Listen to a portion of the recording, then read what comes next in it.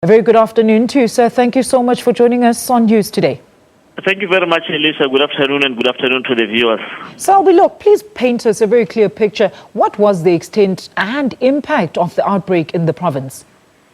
Yeah, well, I think on the 8th of December, that was about 2 weeks ago, a local farmer who owns about 14 cattle had picked up unusual signs of foot and mouth actually coming out of his livestock, and immediately alerted our animal health technicians around Vembe in the Thulamela municipality, who immediately responded and notified us here at the provincial office.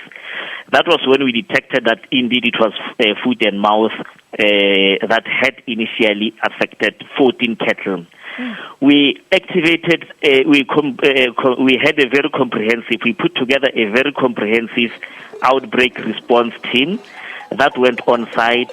And today, that was from last week, Monday up until this morning, a total of 10,660 cattle have been vaccinated from the village of Hamatiane and surrounding villages.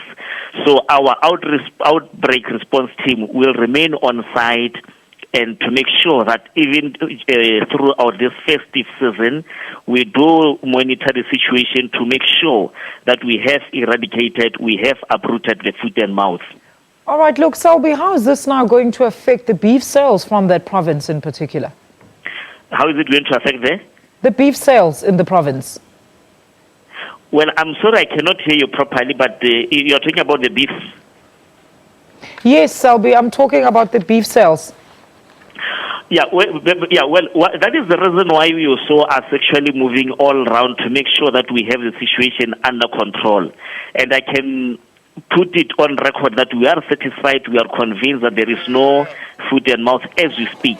Okay. You will recall that we had actually earlier in the year, the province of Limpopo, Mpumalanga and KwaZulu-Natal had this foot and mouth, and at the national level, what we saw the minister doing jointly with the provincial departments in the above mentioned the provinces was to go and create the huge awareness amongst communities, because we are aware that South Africa is a food, it's a meat producing area. We have this meat that we are exporting to other countries, yes. And we want to we needed to make sure, that is why with this outbreak response, that we do maintain our status as a clean and free marketing as far as meat is concerned. All right, Selby, look, how is the department now addressing the issues of cattle vying for resources with the buffalo?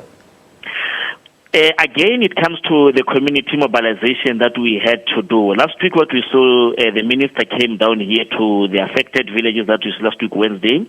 And one of the things that we did actually was to mobilize communities. We had to go there. We are on regular, in fact, on daily basis. We are talking to the communities through the traditional leaders and through our command center. We have got a joint operational committee that we have put in place that consists of veterinary officials and representatives of other stakeholders, such as municipalities, traditional leadership, the South African police, and the road traffic inspectorate. Essentially, we are doing all this to make sure that all the role players are on board and that there is that adequate level of understanding.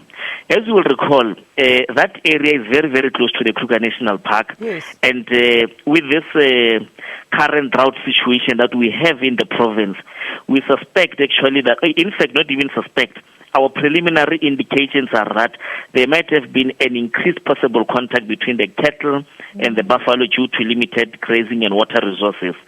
So it's an awareness that we are on regular basis or on daily basis doing with the communities in the affected areas. Thank you so much. So that is Mr. Selby Makgotho. He's the media liaison officer for the agricultural department in Limpopo, and he was talking to us about the current vaccination of cattle in Limpopo.